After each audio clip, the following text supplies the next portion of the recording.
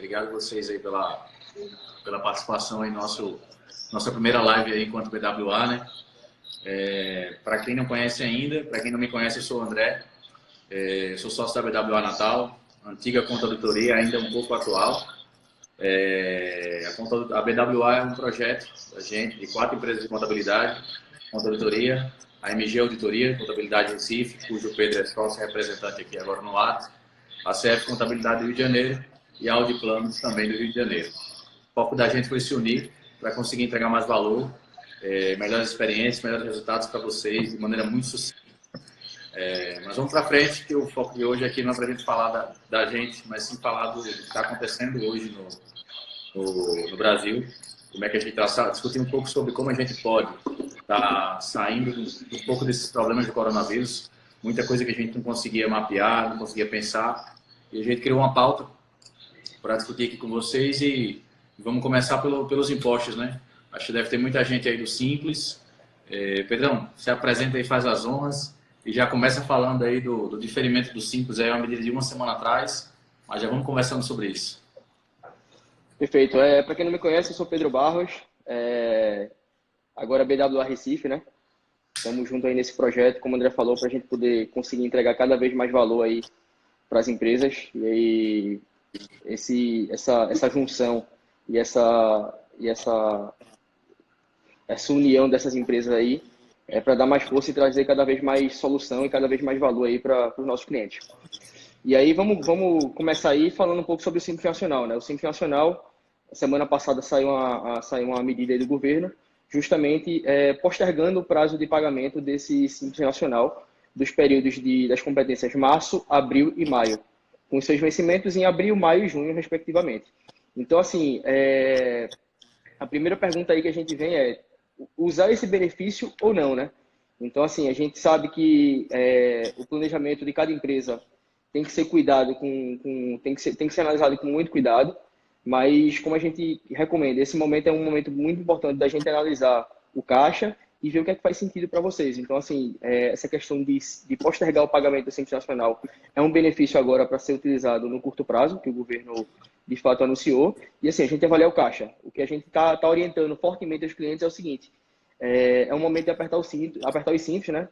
Preservar qualquer caixa que vocês tiverem, para poder, de fato, pagar despesas que sejam relevantes. Então, se a gente tem essa possibilidade de uma postergação do Simples Nacional para pagar lá na frente sem juros, sem multa e sem encargo, então, de fato, é uma opção aí para a gente avaliar fortemente. Beleza, isso aí. Isso aí. Eu acho que vale também o insight, que a gente vai passar por um momento incerto nesses primeiros 3 meses aí, ou primeiro mês, e talvez para o ano que vem alguns segmentos não consigam se recuperar tão rápido. E aí fica o alerta para a galera que está assistindo a gente aí de repensar nos planejamentos tributários para o ano que vem. De repente, quem é do Simples, pensar em optar pelo regime de caixa, em vez de competência, para poder pagar os impostos de acordo com aquilo que de fato recebem mensalmente e não de acordo com aquilo que emitem de nota, que realmente nesse momento em que os ciclos de recebimento vão acabar se estendendo um pouco mais, que é natural, todo mundo vai tentar segurar um pouco os seus pagamentos, ajuda bastante, talvez para o ano que vem, a reduzir esses impactos aí no dia a dia das empresas, né? Além dessa questão do Simples Nacional, a gente vai aprofundar um pouco mais aí sobre tributos em geral, mas a gente também teve hoje, né, finalmente o diferimento do FGTS para as empresas, em que houve também, assim como o Simples, a possibilidade de adiar o pagamento referente aos meses de março, abril e maio, sendo que nesse caso do FGTS criou-se a possibilidade de parcelar em até 6 vezes esse saldo aí, esses impostos deveriam ser pagos mensalmente, com a atenção de que se eu precisar demitir um funcionário, eu vou ter que realizar antecipadamente o recolhimento desses valores que inicialmente seriam parcelados, até para poder fazer o recolhimento da multa rescisória dele, né?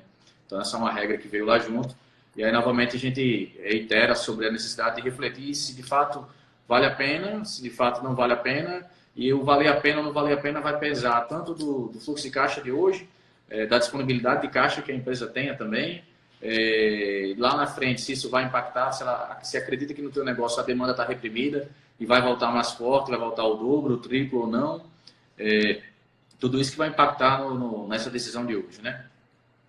Perfeito, perfeito. E aí a relação do FGTS, como a gente fala do Simples Nacional também, tem muita gente perguntando e os outros impostos, né, André? O que é que a gente faz com os outros impostos que ainda não saiu nenhuma medida do governo? Então, assim, como a gente vem comentando e vem discutindo com a maioria dos clientes que a gente está tendo contato é o seguinte: FGTS Simples Nacional, a gente não vai ter nenhum encargo para parcelamento ou postergação desses impostos. Mas os demais impostos a gente tem que avaliar muito bem. Será que vale a pena pagar esses impostos agora? Por quê? Porque pagar imposto agora é descapitalizar a empresa. Então, a partir do momento que eu descapitalizo, vai faltar dinheiro e talvez o custo para pegar esse dinheiro lá na frente seja muito mais alto. Então, para se ter noção, a gente, avaliando aqui, a gente vê que tipo, o custo de parcelamento do imposto, mesmo com multa e com o Selic, ainda é infinitamente menor do que uma cédula de capital de giro, com as taxas que a gente tem hoje no mercado, um cheque especial. Então, descapitalizar agora, pagando imposto, para lá na frente a gente precisar dessa linha de financiamento dos bancos, que a gente tem ainda, por enquanto, disponível aí no mercado, talvez se torne muito mais caro. E isso, consequentemente, vai gerar muito mais impacto lá na frente do fluxo de caixa de vocês. Então, é isso que a gente vem recomendando, vem orientando, para a gente analisar com muito cuidado antes de pagar qualquer imposto. Só que a gente tem um porém aí, que são os impostos que são os retidos, né? E aí tem a questão da apropriação indébita. O André pode falar um pouquinho mais para a gente aí, o que é que isso pode gerar de impacto para as empresas. Isso. Então, assim, o que a gente tem recomendado aqui, quando a gente bate papo com o cliente, é justamente nessa pegada de refletir se de fato vale a pena fazer o recolhimento dos impostos, pensando em tudo isso que a gente já vem discutindo. Mas alguns impostos a gente não deve deixar de recolhê-los, né? Como é o caso do INSS, descontado dos funcionários, só deixando claro, as empresas são lucro real presumido, e alguns optantes pelo Simples recolhem uma parte empresa dentro da GPS que pagam mensalmente. Então, esses impostos a gente tem como separar e recolher só aquilo que foi descontado dos funcionários, para evitar a questão da acusação por um crime, né? Assim como também quando eu faço retenção de imposto de renda na fonte, contribuição social retida dos meus fornecedores, quando eu contrato algum prestador de serviço ou similares. Então, esses aí a gente não aconselha de forma nenhuma que deixe de fazer o recolhimento, porque você reteve para poder pagar menor a ele, então você tem a obrigatoriedade de repassar. Mas, voltando no quesito dos tributos, eu acho que o que pesa muito na decisão do pessoal é a falta de informação em relação aos juros federais. E todo mundo hoje tem a perspectiva de o juro federal realmente é muito alto e a gente tem um financiamento que não acaba nunca, porque normalmente a gente parcela e parcela e parcela de novo e de fato nunca se acaba, né? Nessa condição. Mas quando se faz hoje um atraso no tributo em Seara Federal, você vai ter uma multa de 20%, né? Que a gente ia conversar, depois de 60 dias. E hoje você tem uma taxa Selic de 3,75% ao ano, depois da última baixa do Copom. Com base na economia, é possível que essa taxa se mantenha nesse patamar ou próximo disso, um pouco mais para cima, um pouco mais para baixo, nos próximos anos. Com base nisso, se a gente fizer uma conta de hoje, se você pegar o teu parcelamento, o teu tributo federal e parcelá-lo em 60 meses, você vai ter uma taxa média anual de 7,7% ao ano, né? Então, você tendo 7,7% ao ano, é uma taxa de juros bem atrativa, por duas situações. Talvez você não consiga isso no mercado, a gente vai falar daqui a pouco da parte bancária.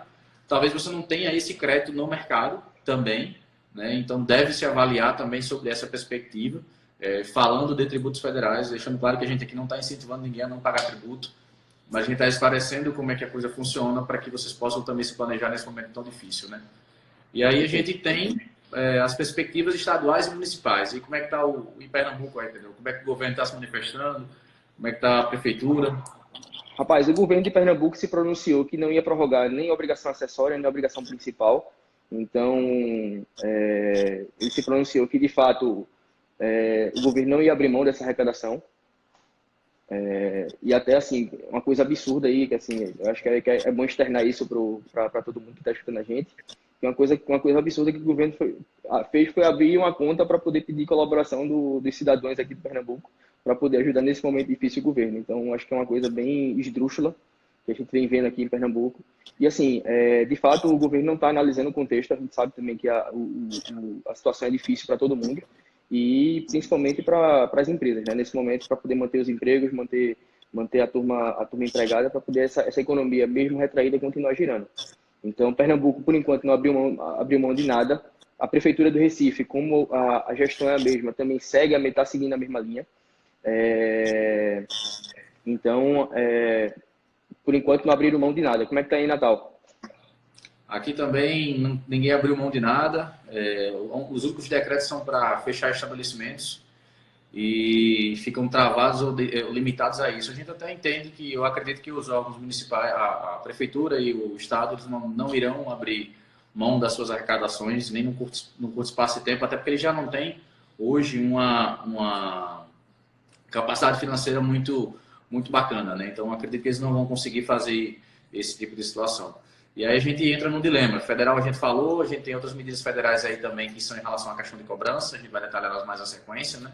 Mas e aí, o cliente pergunta, liga pra gente, e aí, eu não vou pagar o federal, mas e aí, o ICMS, eu pago ou não pago? O ISS, eu pago ou não pago, né? Então a gente visualiza aqui que o ISS, de fato, você vai ter a mesma, vamos dizer assim, embora você não tenha uma medida de repressão imediata, porque a prefeitura normalmente não bloqueia a sua emissão de notas, ela permite que você continue operando, no médio espaço de tempo a prefeitura acaba fazendo isso, e é natural que ela até encurte esse tempo se a gente começar a fazer isso com uma frequência maior, na verdade, se todo mundo começar a fazer, né? Então, de fato, tem que se analisar a necessidade disso. Mas aí, em nível estadual, a gente tem outro reflexo e eu queria que você comentasse sobre ele. Eu acho que o reflexo de nível estadual é justamente essa questão do bloqueio, né? Então, se você... É aquele negócio, o bloqueio nesse primeiro momento, para quem está com atividade zerada, não vai fazer muita diferença. Mas se você, de alguma forma, tem um nível de atividade que precise da inscrição ativa, precise estar emitindo nota, precise estar recebendo mercadoria de fornecedor A, B ou C, então é importante a gente estar com isso bem mapeado. Porque o que acontece? A gente tem que ver, tipo, se bloquear a inscrição, aí o que tá ruim fica pior, né? Então, talvez o ICMS a gente diga que seja prioridade nesse primeiro momento, para de fato a gente não ter o bloqueio da inscrição. E assim, quem tá com nível de atividade reduzido a zero, de fato a gente recomenda para volta àquela situação, né? Analisar o fluxo de caixa e ver se vale a pena pagar ou não o imposto. Porque quem está com atividade paralisada não vale a pena pagar ICMS, porque se cancelar a inscrição ou não cancelar, vai ser indiferente. E depois, quando Exato. retomar, a gente, tipo, aí você pleiteia um parcelamento, vê a forma como vai administrar isso. Exato. Acho que, na verdade, é o momento de entender quais são as contas prioritárias, em linhas gerais, e qual é a consequência do não pagar de cada conta, né? Isso.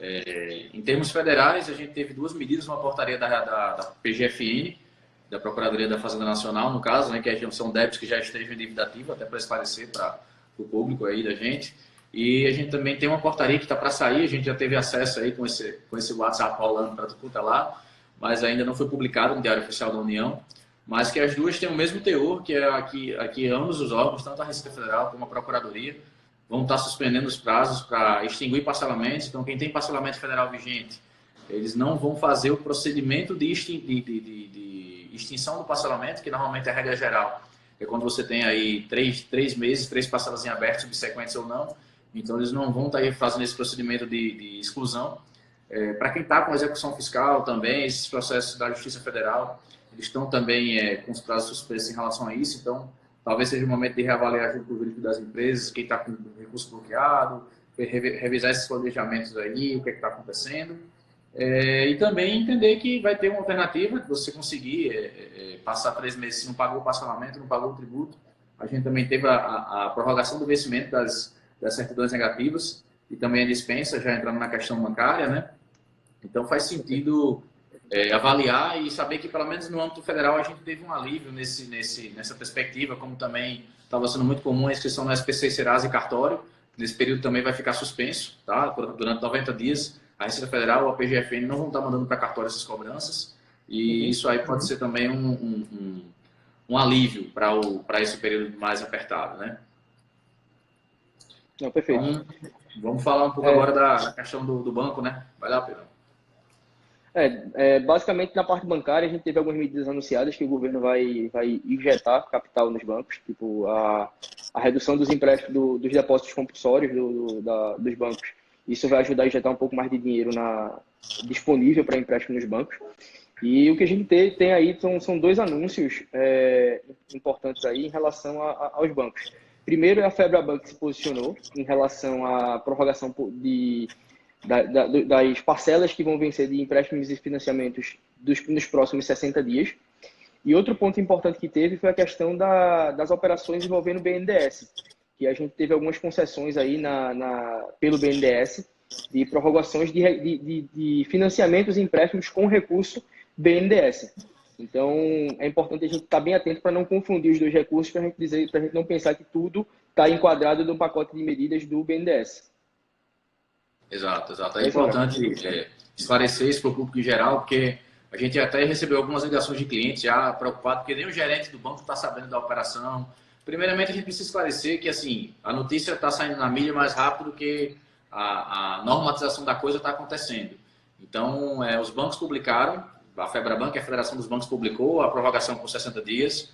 O presidente do BNDES fez uma live ontem no YouTube e falou também das outras 5 medidas que ele estaria aplicando, mas isso também depende de um pouco de normatização das agências. Isso demora aí 2, 3, 5 dias, depende de cada órgão público que você esteja lidando, né? Então, assim, só para separar, o sistema financeiro, a gente tem 2 tipos de recursos, de maneira bem sintética aqui. A gente tem um recurso do próprio banco, né, que ele dispõe e empresta, né, com a taxa de juros que ele entende que é razoável, e a gente tem os recursos que são subsidiados pelo Banco do Governo, como é o recurso do FNE, do SUDENE, que é utilizado muito no Banco do Nordeste, e o recurso do próprio Banco Nacional de Desenvolvimento, que é o de ontem, a gente tem a linha de Finame, por exemplo, atrelada a ela, tá? Então é importante que a gente separe isso, são linhas diferentes, então a gente tem o compromisso da FEBRABAN, eles já anunciaram 5 bancos, Banco do Brasil, Itaú, Banco Santander e Caixa Econômica, eles anunciaram, e Bradesco, eles anunciaram que iriam fazer essa postergação de parcelas por 60 dias, talvez façam até mais, vai depender de política de agência, isso vem dos recursos privados deles, certo? Inclusive colocaram nesse aspecto aí, para vocês entenderem, para quem tem financiamento pessoal física na linha habitacional, já estava nessa primeira leva, certo? Não tem a ver com o que estava sendo falado no projeto, na live de ontem do BNDES. Então, o BNDES ontem falou da perspectiva de liberar 20 bilhões para o FTS, então deve vir logo, logo alguma perspectiva sobre saque de FTS. Liberou também um reparcelamento para quem tinha tomado crédito diretamente com ele, liberou um reparcelamento para quem pega crédito emprestado através de outras instituições financeiras e liberou o crédito também para as PMEs aí poderem estar tomando crédito diretamente, aumentou o limite de crédito disponível. Então, o que é importante nesse momento eu entender? Eu tenho uma perspectiva da FEBRABAN, o crédito foi direto com o banco, não era uma linha própria do BNDES, não vai estar envolvido, então eu já tenho que procurar meu gerente, tenho que tentar com ele visualizar esses 60 dias que foram anunciados, seja para pessoa jurídica, seja para pessoa física. Eu tenho a perspectiva do BNDES, então, eu tenho meu contrato junto ao Banco do Nordeste, tudo que eu tenho no Banco do Nordeste é BNDES, não. Você tem algumas linhas específicas, eu posso ter Finame no Santander, por exemplo, e aí sim vai ser um recurso originário em regra do Banco do Nordeste, do Banco Nacional de Desenvolvimento, BNDES, e eu posso ter um capital de giro no Banco do Nordeste que não veio do BNDES, mas veio do FNE. E aí não vai se aplicar essa regra dos 6 meses, mas vai se aplicar sim a regra dos 60 dias. E aí tem que conversar com o banco, lembrando que o Banco do Nordeste não anunciou essa medida, mas está havendo um bom senso, uma solidariedade entre os bancos. E assim, a gente também tem outra alternativa dentro desse aspecto, e de repente minha linha de crédito não é do BNDES, que dá essa carência de 6 meses, mas a gente tem outra alternativa, eu queria que você comentasse sobre ela, Pedro. As alternativa alternativas de trocar o passivo, né? Na realidade é como a gente discutiu lá em cima, né? A alternativa de trocar o passivo bancário pelo passivo tributário é aquilo que a gente discutiu, talvez se torne mais interessante. Então, fazer essa troca, ou então também a troca de você pegar um empréstimo com um custo mais barato, de repente você ir para uma linha de BNDES, uma linha de financiamento de banco público, seja um pouco mais interessante nesse momento. Então, essa troca de passivo, essa análise da tua dívida é extremamente importante a gente ver. Como é que tá a composição dessa tua dívida hoje? Então, de repente, a gente ir atrás de linhas de financiamento que provavelmente é aquele negócio, a notícia na mídia sai bem mais rápido do que a gente consegue acessar, de fato, que tá normatizado, mas aquele estudo, se eu tenho a possibilidade de pegar um crédito mais barato dentro dessas linhas de financiamento que o banco está me propondo, talvez fazer uma gestão mais direcionada dessa dívida, ou então com essas linhas de financiamento disponíveis agora nesse momento, faça mais sentido, para a gente poder conseguir reduzir esse encargo de juros. Eu acho que outro ponto aqui acho que só para matar esse assunto aí, só para matar esse assunto, como você estava colocando, a gente tem 3 cenários, né? Então, o devedor hoje tem 3 opções. Ele tem a primeira opção, que é passar lá por 60 dias, manter do jeito que postergar por 60 dias, que é o crédito da FEBRABAN. Ele tem 4, na realidade. Ele tem se ele tiver com o BNDES, ele postergar por 6 meses. Ele pode fazer um parcelamento tributário, se for o caso, para poder cobrir os gastos do dia a dia dele. Ou ele pode tomar uma nova operação de crédito. E o detalhe para essas novas operações de crédito, que elas vêm mais ou menos com essa mesma taxa de mais ou menos 7.000% ao ano, né? Só que elas vêm com até 24 meses de carência e são pagas em 60. Perfeito. Então, eu posso, se eu tiver limite de crédito disponível para isso, já que o próprio BNDES liberou a questão das certidões negativas, até para adiantar isso para vocês, é importante que se avalie se não faz sentido tomar um novo crédito e amortizar os créditos passados para conseguir esse bypass aí de 24 meses, ter essa sobrevivência, né? Perfeito, perfeito. Vamos Acho que é avançar? fundamental. Tem muita coisa Vamos aí lá, pela vamos frente, embora. né? Vamos embora. E assim, eu acho que essas medidas que a gente veio discutindo bate muito numa coisa que a gente vem orientando muito os clientes e até a gente tá se disponibilizando. Nosso time hoje é importante, tá todo mundo de home office, mas tá todo mundo trabalhando fortemente aqui para poder ajudar os clientes, principalmente nessas medidas, e ter uma disposição aí para todo mundo para poder ajudar nessas projeções financeiras, tirar essas dúvidas tributárias, a gente fazer um planejamento junto. Acho que esse é um momento da gente dar as mãos e tá junto dos clientes para a gente poder passar por esse momento todo mundo junto e e tomar decisões assertivas, né? Então, quando a gente compartilha a decisão, quando a gente faz um planejamento estruturado em parceria, a gente consegue tomar as melhores decisões mais assertivas. Então, algumas coisas que a gente pontua nesse primeiro momento, eu acho que a gente tem que, de fato, avaliar muito o nosso fluxo de caixa. Então, a gente analisar o caixa que a gente tem agora, ver primeiro quanto é que eu tenho em caixa hoje, qual é a minha perspectiva de entrada de dinheiro para os próximos 4 meses, quais são minhas perspectivas de saída de dinheiro para os próximos 4 meses, e dentro dessas saídas a gente poder analisar não só essas medidas que a gente já falou da parte tributária, como também a possibilidade de renegociação mesmo com toda a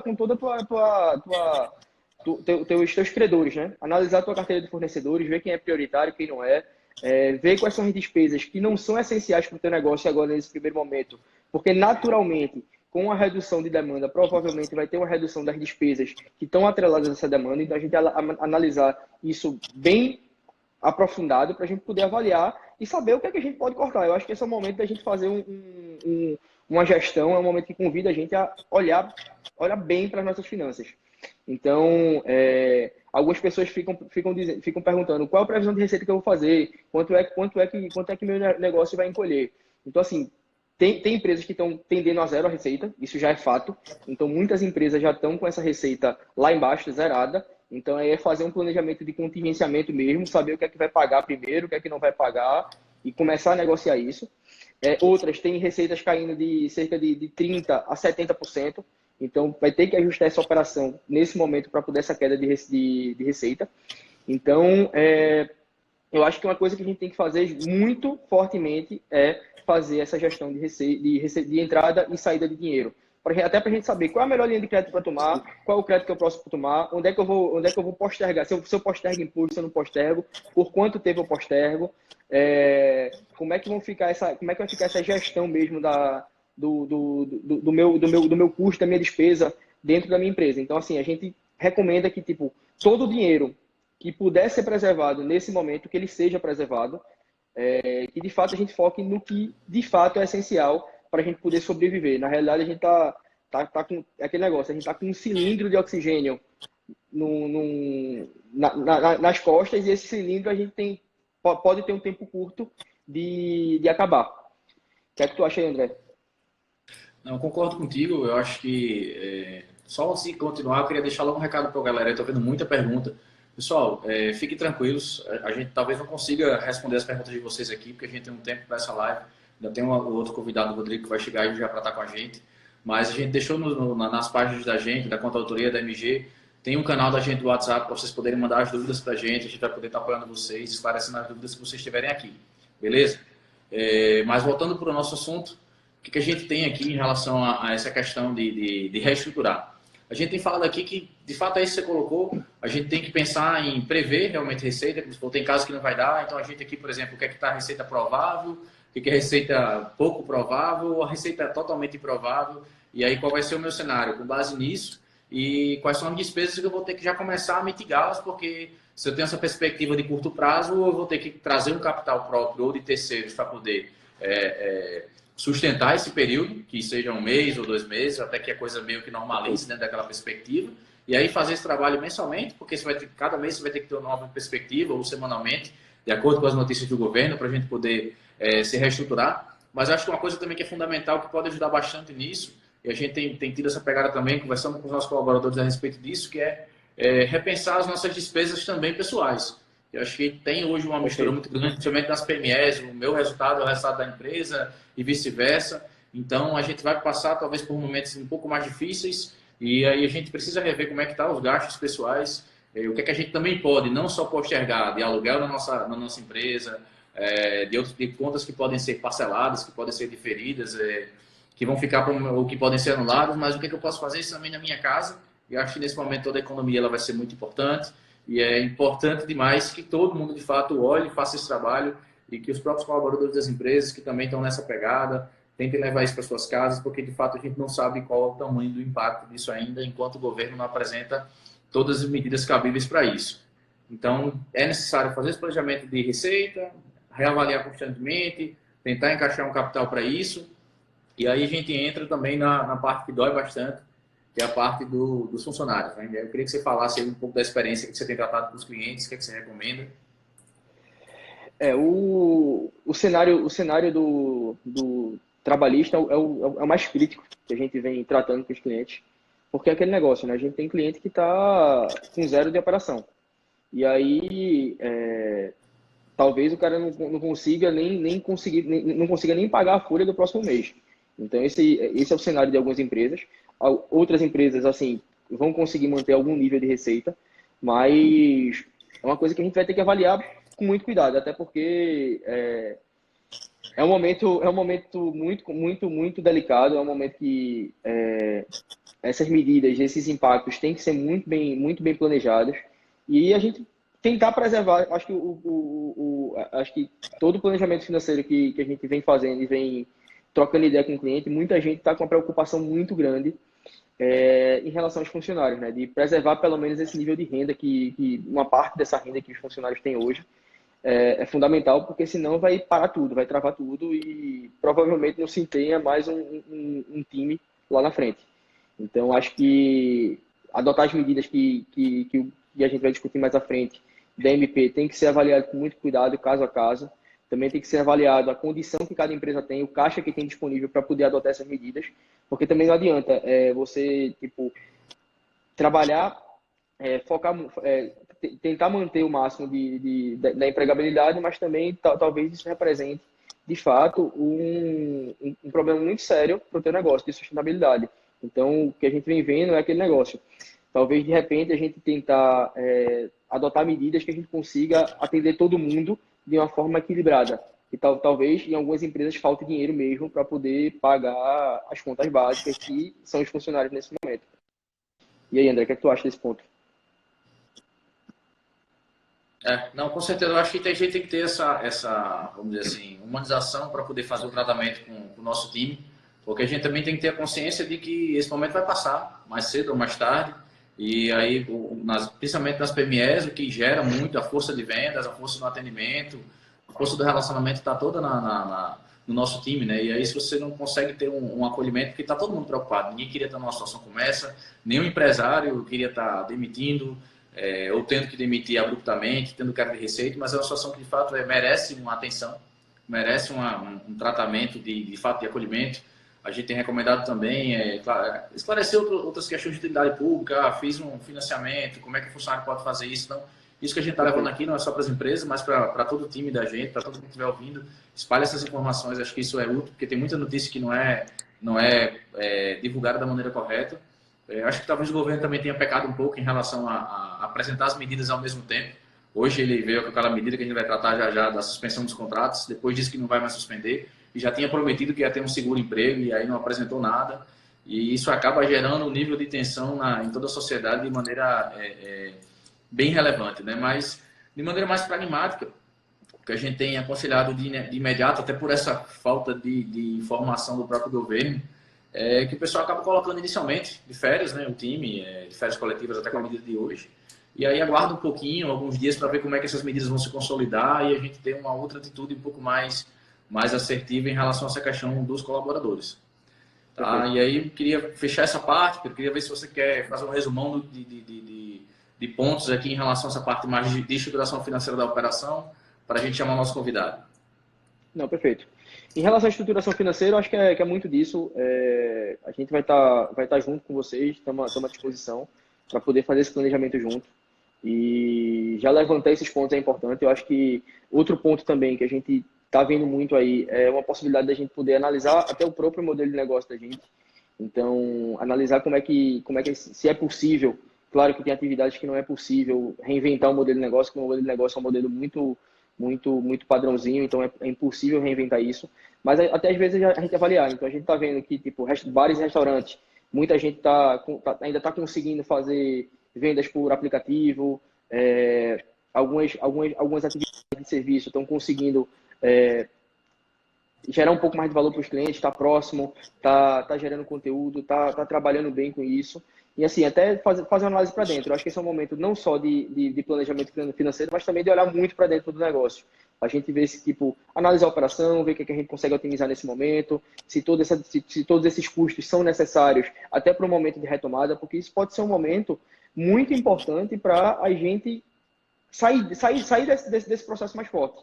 Não só em termos de resiliência, que eu acho que é um momento que todas as empresas estão passando, e toda a sociedade está passando um momento de resiliência, um momento de isolamento. E esse momento de isolamento pede que a gente olhe para dentro.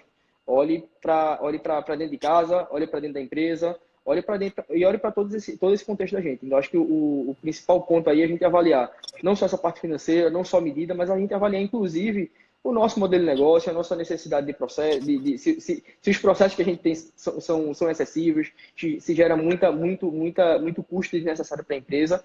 Então, passando esse inverno, na realidade, que a gente está passando, que está todo mundo isolado, eu acho que vai ser um momento de muito crescimento, não só para a nossa sociedade, como também para as empresas que passarem por esse momento. Acho que é isso, é um momento bom de renovar. A gente vai ter esse break que você está falando aí, mas ontem eu estava vendo uma live do Rony, da reserva, né? Ele estava contando o caso deles, que por mera coincidência eles tinham começado a fazer um televendas em novembro do ano passado. E aí o televendas veio crescendo, ele pegou os melhores vendedores dele, e aí você fala, pô, a loja de roupa vai vender mais, numa época que todo mundo tá se retraindo, e ele de fato veio crescendo agora, porque a população está um pouquinho mais atraída. Ele está fazendo um trabalho mais de aproximação, mas para poder manter a demanda no momento posterior, quando ela voltar, ele já está lá mais próximo do cliente. E, ao mesmo tempo, ele vai aperfeiçoando o sistema de relacionamento dele com o cliente pelo televendas. Perfeito. Então, também pode ser uma oportunidade bacana de tá todo mundo reinventando aí os seus processos e a gestão com os clientes. Né? Tá mais próximo de outra forma, vamos dizer assim. Né? Então é isso, Pedrão. Queria agradecer. Eu acho que o Rodrigão já está por aí já para conversar com a gente. Deixa você se despedir da galera aí. Pessoal, obrigado. Eu estou encerrando aqui minha participação, mas vou estar acompanhando aqui até o final da live. Queria agradecer aí a todo mundo aí que tem... A gente bateu aí, André, um pico de 200 pessoas junto da gente aqui nessa live. Eu acho que outras lives virão essa semana, então fiquem ligados aí nas redes sociais, fiquem ligados na lista de transmissão aí que a gente está publicando para os clientes, no mailing de e-mails que a gente vai estar divulgando isso junto para todo mundo. E cada vez mais, esse momento é o momento da gente dar as mãos e tá todo mundo junto. Vamos junto, porque foi para isso que a gente construiu a BWA, né, André? Para ajudar negócio, gerar cada vez mais valor e, mesmo nos momentos difíceis, a gente ajudar vocês a potencializar os seus negócios. Pessoal, mais uma vez, obrigado. Boa noite a todos. André, valeu aí. Vou ficar aqui de espectador aqui no restante dessa live. Valeu. Obrigado. Até mais. Tchau, abraço. Valeu. Esperar o Rodrigo entrar aí. Aí, gente, vocês estão gostando aí? A informação está sendo útil. Já queria logo adiantar o recado, tá? Amanhã a gente tem outra live, às 12 horas da manhã, com o sócio do Rio, Edilson. E aí a gente vai falar, não tanto com pegada mais política, mas falar um pouco sobre gestão de pessoas, como gerenciar essa galera toda que estava trabalhando aí dentro de casa. E agora vai voltar, de repente, aí para o home office. Aliás, estava trabalhando nas empresas, estava colado com vocês aí todo dia, estava se relacionando com gente, com cliente, como é que esse pessoal está se sentindo agora que vai para dentro de casa. Então a gente vai ter essa preocupação também de estar trazendo esse conteúdo para vocês amanhã, meio-dia, tá? Para quem tem dúvida, reitero, vai ficar nas nossas redes sociais aí, nós somos o BWA, os links da gente do WhatsApp, para que vocês possam manter contato com a gente, tirarem dúvidas. Aproveitem o conteúdo, essa live também vai ficar aí gravada por 24 horas para quem quiser assistir, etc. E o objetivo da gente enquanto BWA é conseguir fazer com que vocês Participem aí, a gente poder levar informação útil para um momento tão difícil, né, para a galera. Deixa eu só tentar achar o Rodrigo aqui nessa solicitação, porque eu sou marinheiro aí, quase que de primeira viagem para isso. Estou aguardando ele me chamar. Fala, meu amigo. Quase que não dava certo, hein, meu irmão? Rapaz, é assim, 2 marinheiros de primeira viagem, dá nisso aí. É isso aí, meu irmão. Vamos lá, vai dar certo. Vou só ajeitar minha câmera aqui agora também. Prometo que meus fotos vai dar tudo tranquilo. Vai treinar. Qualquer grito de criança aí é efeito do home office, isso aí acontece. Tá. Então, meu irmão, se apresenta aí pra galera. Eu sei que tem muita gente aqui que te conhece, mas tem um pessoal do Pernambuco, tem uma galera do Rio também que tá com a gente aí. Então, faz as honras da casa. Valeu, meu amigo. Meu nome é Rodrigo Camargos, né? Eu sou sócio do escritório Falcone Camargos Barbosa Vanderlei.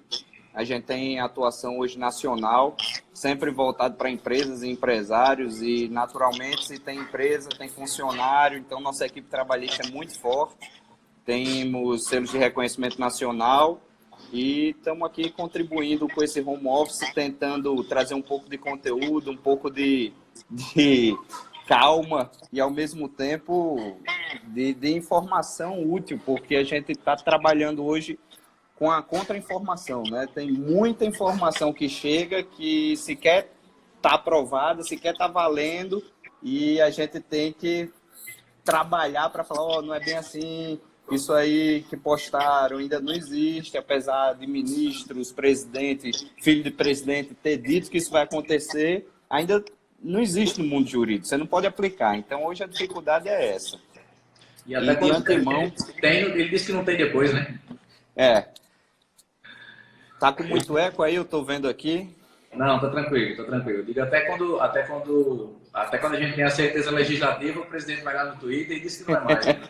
No Twitter, tem esse detalhe. Agora virou instrumento legal agora de publicação. É brincadeira, mas vamos lá.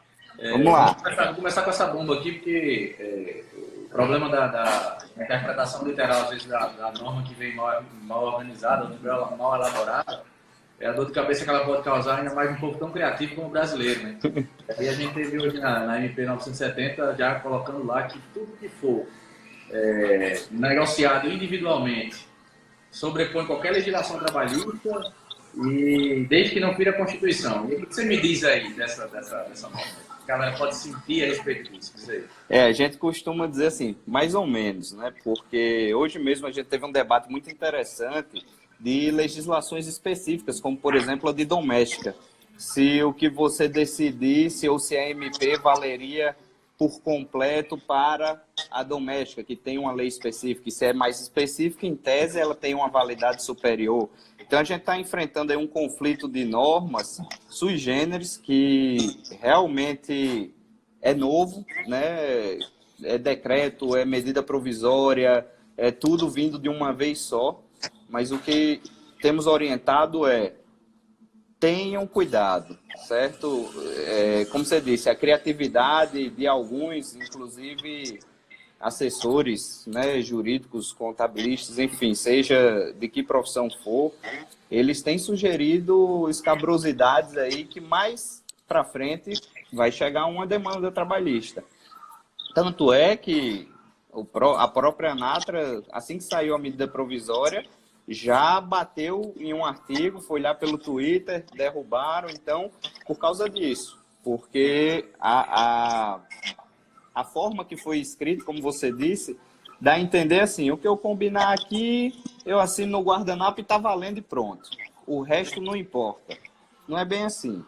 Então, muito cuidado, consultem seu jurídico, consultem, de fato, se pode ou se não pode.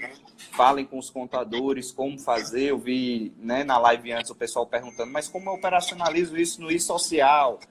Não é minha área, mas acredito que o e-social não deve estar pronto para esse tipo de situação. Imagino, tá? Vamos chamar aí Rony para nos salvar. É verdade, é verdade. Mas assim, o que gostaria de complementar a respeito disso, até para esse momento de tanta notícia e de tanta incerteza, o Rodrigo colocou aí, procura conversar com o assessor jurídico, com o assessor contábil. Uma coisa já existia na CLT, que é a possibilidade de você fazer um acordo extrajudicial, tá? Então, você quer ter a garantia de evitar um problema lá na frente, Medidas como tentar fazer o acordo com o funcionário, levar a homologação da decisão da justiça, ou se for um caso da demissão coletiva, tentar fazer isso por meio do sindicato, vai te dar um pouquinho mais de tranquilidade a esse momento de tanta criatividade. E uma das coisas também que a gente tem aconselhado aos clientes, que além de fazer tomar esse apoio, tomar essas medidas, se for fazer uma coisa que é um pouco fora do comum, algumas coisas que estão gerando um pouquinho de incerteza, por exemplo, hoje a medida que já não vale mais em relação à suspensão, ela deu uma brecha muito grande, é só colocar o cara para casa, não paga nada, e bota ele lá para fazer um cursinho de 15 minutos por dia, está resolvido a minha vida e não pago nem o salário dele. Vou pagar só R$100 do cursinho e pronto. Então, assim, não recomendo que façam isso sozinhos, é igual aqueles negócios de filme. Não recomendo que façam isso em casa, tá? Então, a ideia é que vocês procurem, de fato, as assessores de vocês.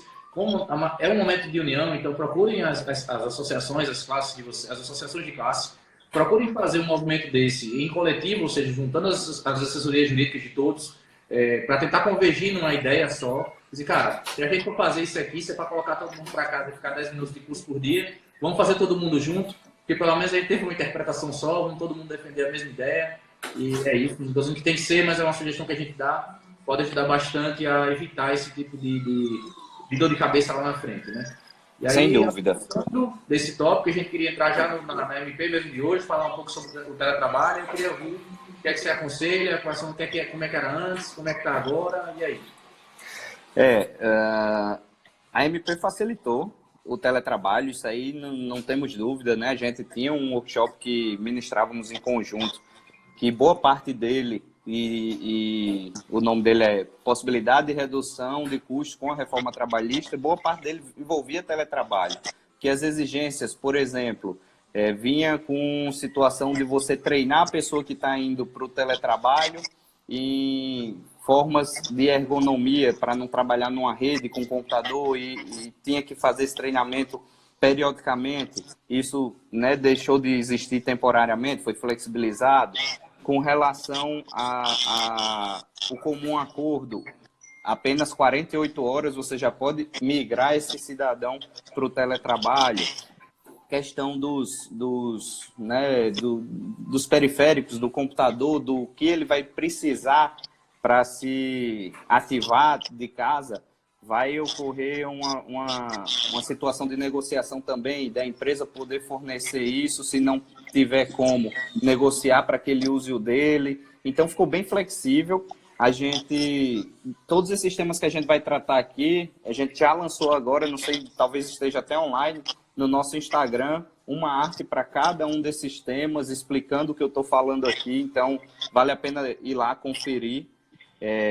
Eu estou vendo aqui, tentando acompanhar essas conversas, mas é realmente muito rápido. Jonathan está aí assistindo e comentando, o aditivo contratual é desnecessário, que é uma situação que era necessário, apesar de que a gente tem recomendado, porque em razão de muita criatividade, como a gente estava falando, estar surgindo, e do brasileiro ter uma memória curta, quando isso passar, vai ser, mas não era bem assim, não era o que eu queria, eu fui forçado. Poxa, então vamos deixar tudo escrito, né? A MP trouxe diversas possibilidades disso ocorrer sem contrato escrito, mas nossa orientação preventiva se for fazer qualquer mudança, faça de forma escrita, num acordo individual, escrito, formal, isso vai lhe resguardar. Estou vendo o pessoal perguntando de férias, a gente vai chegar lá, não se preocupe. Então, ainda falando do teletrabalho, eu acho que teve uma medida interessante, um tópico interessante na medida provisória, que fala sobre a questão da comunicação via aplicativos de comunicação, né? Que acho que existia muito receio de, o cara conversou fora do horário, na área trabalhista tem muito isso, tá extrapolando o horário de trabalho, que tá falando comigo no WhatsApp, ou outro canal de comunicação. A MP está deixando isso claro, que isso não vai se caracterizar a hora à disposição, do tipo, né? Ela veio deixando isso de maneira muito clara.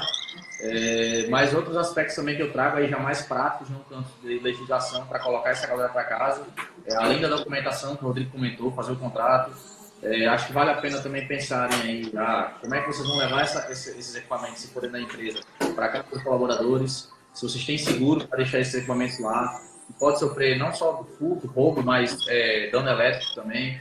Então, assim, é importante também, de repente, visualizar essa oportunidade, tentar evitar esse tipo de problema num momento tão difícil. Tentar mitigar os riscos é importante, né?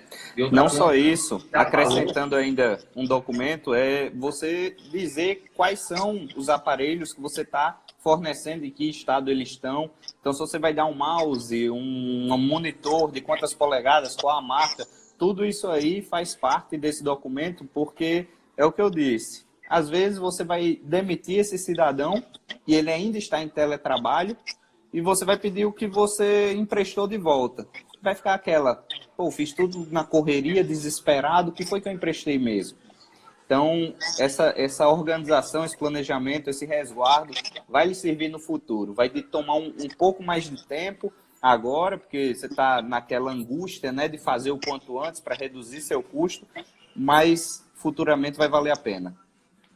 Beleza, e aí a gente tem que, só para fechar essa história da galera em casa, tem um material aí que a gente não é nosso, não é da BWA, e a gente gostaria de compartilhar com vocês. A gente viu aí nesse momento de uma colega, ela colocou na internet como melhorar o desempenho em casa, como ser mais produtivo no home office. Eu acho que vale a pena estar compartilhando com a galera, porque de fato é um novo habitat. Você está aí, está escutando sua filha aí falando, de repente, então é um ambiente diferente, não tem como dizer que não é, né?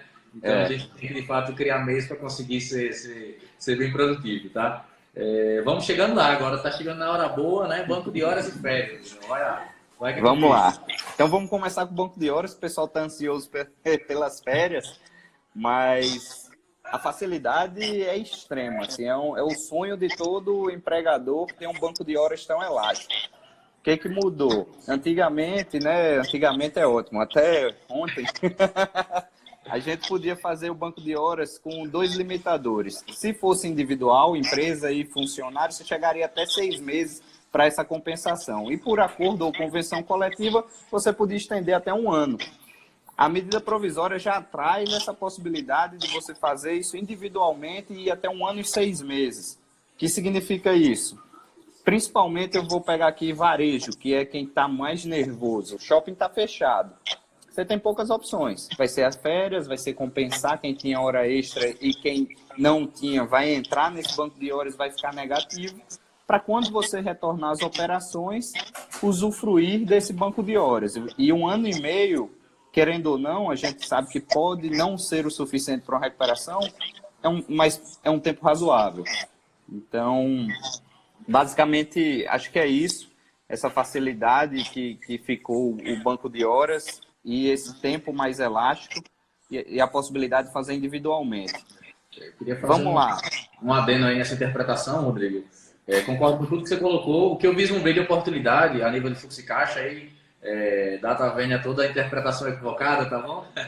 Você que é um expert na área trabalhista, mas como a legislação veio dando essa brecha, o brasileiro é um cara criativo, e aí colocou-se a oportunidade dessa compensação ser feita por forma de acordo individual. O que eu vislumbro é que, por exemplo, uma coisa que antes não era permitida, que seria você compensar as férias, as horas negativas nas férias, porque era uma regra geral e você só poderia alterar isso se fosse por acordo coletivo, tentar fazer isso. Eu vislumbro que talvez seja uma oportunidade, ainda que exista uma grande insegurança fazer isso por acordo individual, mas fica a possibilidade de fazê-lo por coletivo ou tentar fazê-lo de forma individual, para aí você ter um alívio, uma compensação do fluxo de caixa para algumas empresas também.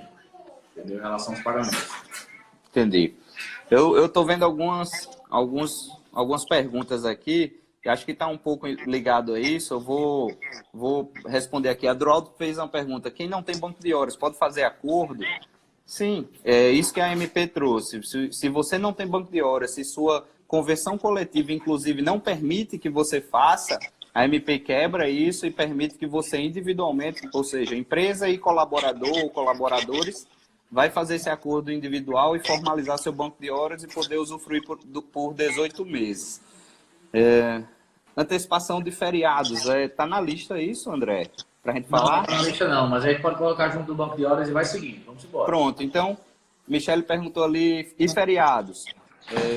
Eu estou vendo, eu estava assistindo CNN hoje à tarde enquanto almoçava, né? Porque hoje não tem como a gente ficar desligado. E eu vi uma divulgação que data máxima vênia, a gente diverge um pouco dos jornalistas, talvez por sermos da área jurídica, que é eles dando a possibilidade de você antecipar todo e qualquer feriado. Não é bem assim. Os feriados religiosos precisa que o empregado, né, o funcionário, concorde. Agora, os demais, você pode sim antecipar, né, para compensar isso futuramente. Vamos lá, para a prática. Se eu tenho um feriado, Proclamação da República, em novembro, eu posso antecipá-lo o funcionário vai estar em casa hoje e futuramente ele vai trabalhar no dia que a empresa melhor quiser. Então, isso aí é também um bônus, vamos dizer assim, é uma margem de manobra, porque eu vi na live anterior o pessoal questionando quanto tempo isso vai durar. Gente, como a gente estava numa reunião de alinhamento agora, vamos se programar para julho, porque se for antes, sai todo mundo feliz. Exato. Vamos lá, então, na tão sonhadas férias, né? Férias. Está querendo saber como é que é essa regra agora. Teve muita gente que já pagou as férias na semana passada, e agora veio a MP que chegou atrasada, já matou o caixa de uma porrada de empresa. É complicado, né, amigo? É complicado. O governo tem que agir mais rápido. Então, vamos lá, férias. Eu vi algumas perguntas no sentido, eu vou começar já pela pergunta, que agora eu não consegui mais acompanhar aí, mas perguntaram se não tinha período aquisitivo e se mesmo assim poderia conceder férias. Sim, você pode agora antecipar as férias, apenas 48 horas de notificação prévia, então também é muito bom essa permissibilidade. E aí 1/3, né, que é a sua área, André, e o terço? Para quem já pagou, já tinha notificado. Como é que fica? Aí já era. Pagou, pagou. Não tem como que volta, né? Quem pagou, pagou. O terço agora, para quem vai pagar, vai jogar lá para o vencimento junto ao 13º. Exatamente. Agora. Quem quiser conceder as férias agora vai pagar junto com o salário, agora no dia 5 dia, até o 5º dia útil do mês, não vai pagar antecipadamente. Infelizmente, a medida veio errada, veio tardia, porque antes disso, os governos estaduais vieram fechando as portas de várias empresas. E isso aí acabou maltratando um pouco mais a comunidade de férias. Já eu boto o let it go, Maria Júlia. Tenha calma. Aí, tá vendo como é, né? Home office, amigo, home office. Home office. E apenas ainda algum esclarecimento de férias. Continua aquele mínimo de 5 dias, tá? Então, você não pode sair dando férias de 1, 2 dias. Tem um mínimo de 5 dias. E os demais esclarecimentos a André já fez. Acho que está perfeito. Acho que nada a acrescentar de férias individuais. A gente pode ir para a coletiva. Isso. Vai lá. Férias coletivas, né? Perguntaram. E aí, eu posso dar férias coletivas? Como é que é? E pode. Também decai uma regra, na verdade, 2 regras que dificultavam muito a férias coletiva. Uma é a quantidade. Eu só posso dar 2 férias coletivas ao ano. Isso vai decair. Então, se você já deu 2 férias... Vai não, né? Decaiu. Se já deu 2 férias coletivas, você já pode continuar e dar mais uma, seja antecipando, inclusive, o período. E também não precisa mais comunicar ao Ministério do Trabalho ou o órgão competente, né, da economia, enfim, que era um grande dificultador. Você chegava fim de ano, queria dar férias coletivas e tinha que comunicar, não sabia como comunicar direito, ficava com medo de uma fiscalização em razão disso. Então, agora pode também dar férias coletivas e isso facilita. Eu estou vendo o Michele perguntando, o terço de férias foi o que André explicou. Você pode pagar junto com o 13º, ou seja, só no final do ano. Serve para Natal e João Pessoa, Júlio. Serve para todo o Brasil isso. Eu acho que um ponto importante também que o pessoal tem que perceber em relação a essas férias é aquele sentimento, se eu for fazer férias coletivas, que eu acho que é a grande maioria, porque tem muita empresa que está em lockout mesmo, o negócio está tudo fechado, pensar na possibilidade de compensar isso, né? De repente, primeiro eu vou fazer as férias, mas depois eu vou fazer uma rescisão do funcionário, certo? E aí é bom ficarem atentos que não é porque eu dei as férias dele que enquanto ele não tinha direito, vamos dizer assim, por um período aquisitivo, que eu não vou poder fazer esse desconto quando eu vou fazer em outra verba dele lá, tá? Então, assim, esse direito da empresa está garantido. Pode ser que aconteça, se não fizer um planejamento, se o negócio demorar muito, indefinido em relação a isso, que vocês tenham uma rescisão negativa, aquela rescisão em que o empregador vai ficar devendo a vocês, o empregado vai ficar devendo a vocês. É possível que isso aconteça, por isso que é bacana fazer um planejamento legal, para, na medida certa, entender se faz sentido trabalhar com férias coletivas, ou se não é melhor fazer uma rescisão antecipada, partir para um acordo extrajudicial para parcelamento daquela rescisão, para pagamento parcelado dela, porque, de fato, seguir nesse modelo de férias coletivas para todo mundo com solução padrão pode aumentar um pouquinho o prejuízo ou te trazer algum prejuízo nesse momento, tá? Então, de fato, tem que analisar bem e aí, com base nisso, tomar a decisão mais correta, tá? Perfeito. Estão perguntando se pode aproveitar o aviso dado antes da MP e se aproveitar do que a MP trouxe. O que a gente tem sugerido? Que, na verdade, você notifique agora, pós-MP, e 48 horas depois conceda as férias.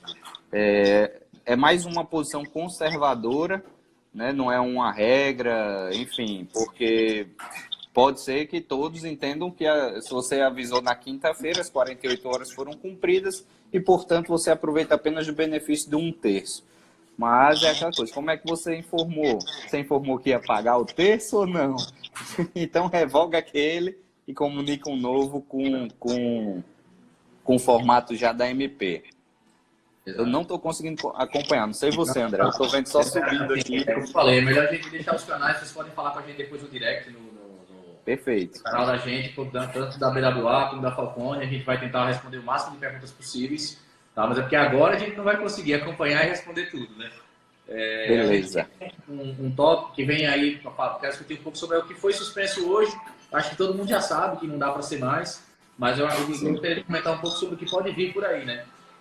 Pouco se falava, mas existia um negócio chamado Programa Seguro Emprego. Não confundam com o seguro-desemprego, tá? Esse Programa Seguro Emprego, ele era um programa do governo federal que pensava justamente quando as empresas tinham necessidade de reduzir os seus salários para evitar a demissão, eles complementavam o salário do empregado, né?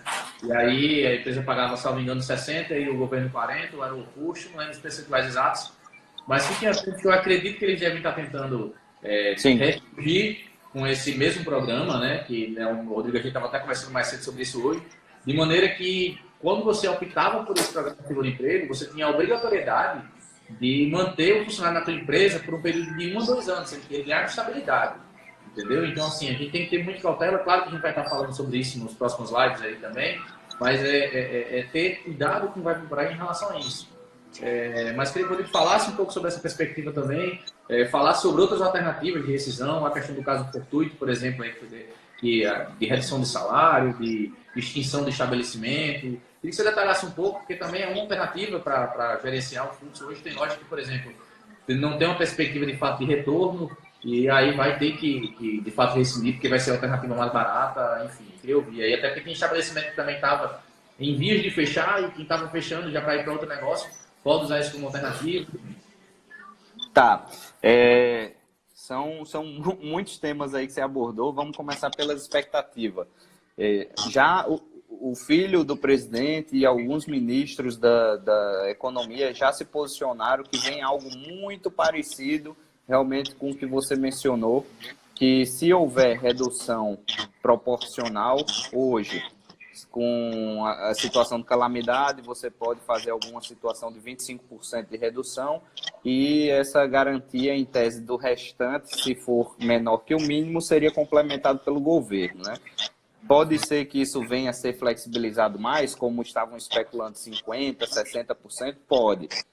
Eu acredito que não, certo? Eu acredito que tanto o governo não vai assumir um ônus tão alto, como se algo nesse sentido vier, o próprio judiciário, em qual associação for, vai tentar dizer que é inconstitucional. Porque, de fato, seria para você permitir uma redução nesse talante. A minha ótica é que teria que vir via emenda constitucional e não via MP. Então, questão de rescisão que o pessoal está falando, rescisão por força maior, eu fico isento de pagar verbas rescisórias, seguro-desemprego, saldo salário, não sei o que. Gente, na minha ótica, não. Isso, mesmo com a força maior, está garantido, é o que eu estou falando. Pode haver uma redução constitucionalmente prevista, mas não é isento, não, porque, de fato, tem muita gente perguntando isso, não sei se estão divulgando isso, mas nosso posicionamento lá no escritório é que não proceda dessa forma. É algo aí que se criou, talvez em razão do desespero mesmo, porque não vai ter como pagar, e isso talvez fosse uma possibilidade. Então, é o que a gente tem recomendado, é tentar um mútuo acordo, que a reforma trabalhista já previa. A gente sabe que é difícil, sim, porque o trabalhador fica sem o seguro-desemprego, mas legalmente falando, seria a possibilidade que hoje existe, né? Menos onerosa. Então, é uma sinuca de bico, André. Eu coaduno com o teu pensamento, tá? Eu acho que essa questão da força maior, ela tem que ter um nexo causal, um nexo de consequência na minha empresa. Eu não posso só dizer que foi força maior e agora manda todo mundo embora, o reduz geral. E aí eu volto para aquela sugestão que eu dei no começo. Será que foi uma força maior, por exemplo, como está acontecendo agora com todo o segmento de turismo, que de fato não tem ninguém recebendo hóspede, porque pois é, a circulação, porque está fechou a porteira, né? Aí você tem sim, talvez, materializado até financeiramente, o impacto de força maior, dizer assim, cara, aqui a empresa não tem capacidade de geração de receita e de modo que se ela não fizer isso, ela vai efetivamente quebrar, entendeu? Ou ela está quebrada e ela só tem como fazer dessa forma. Então você materializou o efeito da força maior que foi decretada em lei no seu negócio. Mas você usar isso como medida padrão para todo mundo demitir, mitigando direitos do trabalhador, eu entendo que isso é completamente inviável, tá?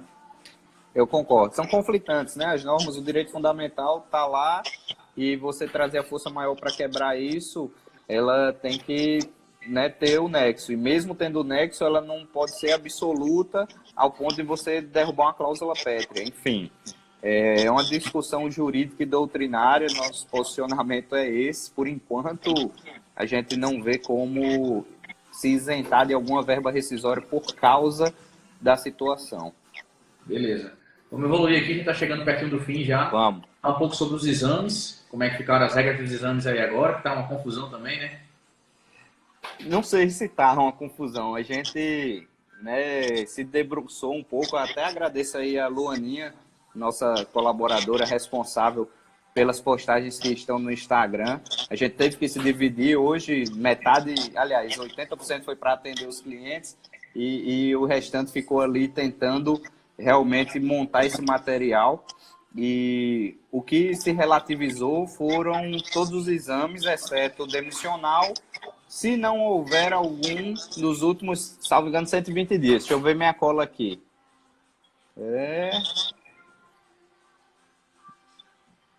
60 dias, contado da data do encerramento. Judson, vendo sua pergunta aí sobre negociar o salário, eu entendo que fica prejudicado. Você pode negociar o pagamento da rescisão por acordo extrajudicial, tá? Mas negociar o pagamento do salário, aquela norma que a gente falou lá no começo, de individual sobre coletivo, mas a gente entende que ela é uma norma muito frágil para poder fazer essa negociação de pagamento se não respeitar o quinto dia útil, tá? Eu falei 120 dias, corrigindo aqui, 180. Tô vendo aí, o povo tá craque, ó. Mas é isso mesmo. Então, por que essa situação do demissional é tão importante? Existe um grupo de advogados trabalhistas do Brasil que estava discutindo a possível estabilidade pós esse período. Porque o que acontece?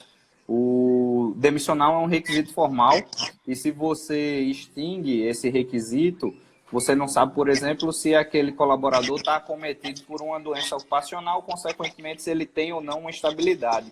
E pós período de calamidade, ele poderia vir e falar, opa, você me demitiu, mas me reintegre porque eu estou doente em razão da empresa.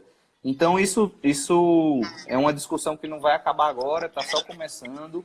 O pessoal não atentou muito para isso, mas é algo que pode vir, né, como rebordosa aí futura, em razão de não realizar o demissional se tiver nesse prazo de 180 dias. Então, sugestão, se existe alguma clínica fazendo, ou eu sei que tem algumas situações que vão até a casa, né, da pessoa fazer o exame, eu sugiro que faça, naquela ideia de se resguardar o máximo possível, porque o período vai passar. E se a empresa, né, sobreviver, nós, né, esperamos que sobrevivamos, essa rebordosa pode chegar. Então, não vamos agir desesperadamente, porque o pior ainda está por vir, né? É isso aí. Beleza, a gente tem um último tópico aqui, a gente já adiantou sobre ele, que é o caso do FGTS, né? Foi permitido aí o diferimento do pagamento dos 3 próximos meses. Passa lá em 6 vezes, e aí, lembrando que se for rescindir o contrato de trabalho, tem que estar com esse faturamento quitado, porque o vencimento dele vai se antecipar para tal data para poder fazer a multa rescisória. Novamente, pensar se a medida é efetiva ou se não é importante demitir, que tem que ser demitido antes de fazer os parcelamentos para evitar esse transtorno aí de ter que antecipar novamente o fluxo de caixa. Né? É isso. Perfeito. Queria deixar aí o agradecimento ao Rodrigo aí pelo tempo, pela dedicação no home office aí, pela participação da filha também. Ela está em todos aqui, participa da reunião de alinhamento, participa de tudo.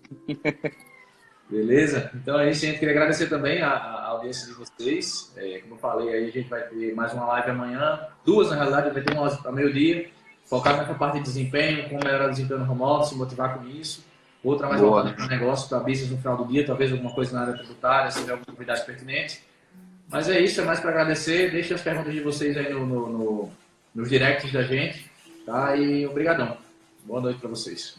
Agradeço a oportunidade, né, que a André e a BWA trouxe aí para a gente compartilhar e, como eu disse, tentar trazer um pouco de conhecimento e de acalanto aos corações empresários, mas acompanhe, gente, essas lives em todos os sentidos. A gente se conecta com outras pessoas, né? Tem gente que sofre aí de ansiedade, depressão e tem essa dificuldade num momento desse de ficar enclausurado. Então, estamos aqui não só para tirar dúvidas jurídicas, mas para lhe ouvir e lhe ajudar. A gente costuma dizer que nosso lema é saber da necessidade do cliente e tentar resolvê-la. Então, se essa for, estamos aqui também.